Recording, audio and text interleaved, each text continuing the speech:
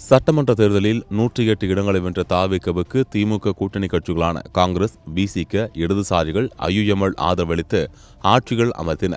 இதற்கிடையே அதிமுக எம்எல்ஏக்கள் தொடர்ச்சியாக ராஜினாமா செய்து தவிகவில் இணைவது வாடிக்கையாகி இருக்கிறது. அதன்படி இதுவரை 6 அதிமுக எம்எல்ஏக்கள் தவிக கட்சியில் தங்களை இணைத்துக் கொண்டுள்ளனர்.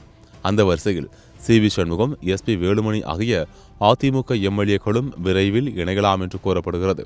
ஆனால் இருவரும் இதுவரை எந்த முடிவும் அறிவிக்காமல் அமைதி காத்து வருகின்றனர். இந்நிலையில் எஸ்.பி. வேலுமணி தவிக கட்சி வேண்டாம் என்னும் முடிவுக்கு வந்திருப்பதாக தகவல்கள் வெளியாகி இருக்கின்றன.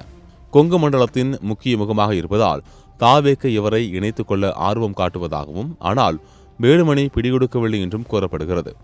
அவரின் அமைதிக்கு காரணம் அண்ணாமலைதானாம். கொங்கு மண்டலத்தில் அண்ணாமலைக்கு மிகப்பெரிய ஆதரவலை இருப்பதால் அவர் பக்கம் செல்லலாமா என்று எஸ்.பி. வேலுமணி ஆலோசித்து வருவதாக கூறப்படுகிறது. அவரின் முதல் மாநாடு விரைவில் நடக்கவுள்ளது. அதற்கு பின் அதிகாரப்பூர்வ கட்சி அறிவிக்கப்பட்டு அண்ணாமலை தமிழ்நாடு முழுவதும் சுற்றுப்பயணம் மேற்கொள்ள இருக்கிறாராம். அப்படி நடந்தால் அதிமுகவில் முக்கிய முகங்கள் பலரும் அண்ணாமலை பக்கம் திரும்ப வாய்ப்புகள் அதிகம் இருக்கின்றன என்பது குறிப்பிடத்தக்கது.